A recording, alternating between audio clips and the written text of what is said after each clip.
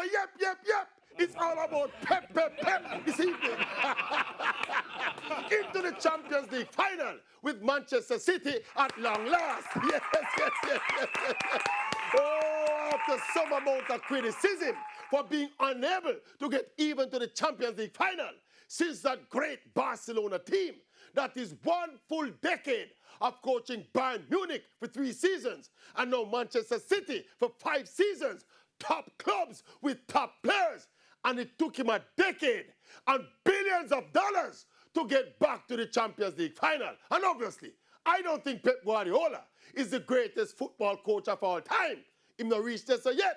But if he goes on to conquer the best of Europe with this Manchester City team this season, a club that has never won the Champions League. In fact, this is their first final. If Pep can win this trophy, in addition to his dominant domestic record, including now 3 Premier League titles in his 5 seasons, not to mention his expansive, expressive, and attacking style of football, even me, the Maverick, will be willing to admit that Pep Guardiola is in the GOAT pen. Yes. If he's not the GOAT pen, no, sorry. He's in the GOAT conversation. Yeah.